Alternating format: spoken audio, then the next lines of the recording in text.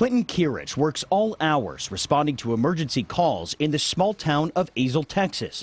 He's one of the thousands of rural EMTs feeling the strain of a nationwide shortage. I started in the fire service in 2013, and I had to test for 3 years to get this spot because the lists were so long, and now we're getting nobody. We are extremely low staffed in this business right now, so you know you're going to be running a lot.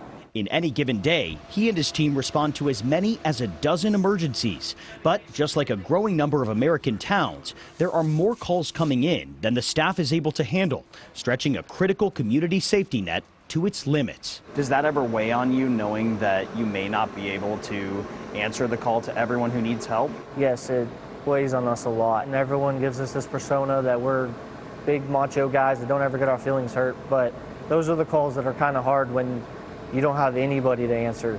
Like, they're just sitting there waiting. The national average for EMT pay is $17.05 an hour, one of the lowest paying jobs in healthcare and a main reason roughly a third of all EMTs quit in 2021.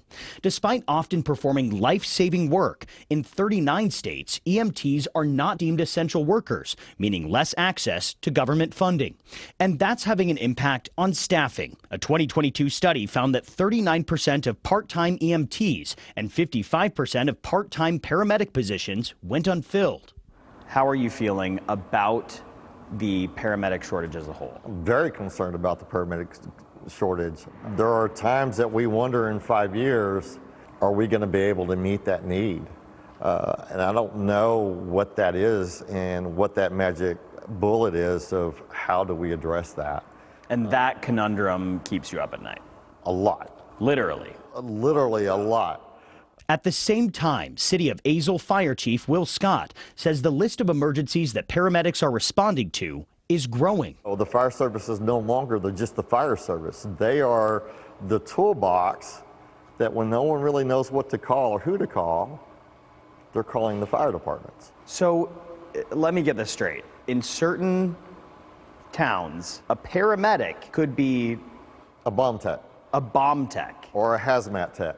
So you're working in an environment where the number of responsibilities for your station is ever expanding, and you're being met with a shortage of people to fill the spots. Right. That's a huge challenge, isn't it? Try to stay still for me for about 30 seconds, okay? For Clinton, your heart rate is really low. I think that's our problem. It's the camaraderie that keeps him going. What's the thing that keeps you here? The thing that keeps me here is the brotherhood.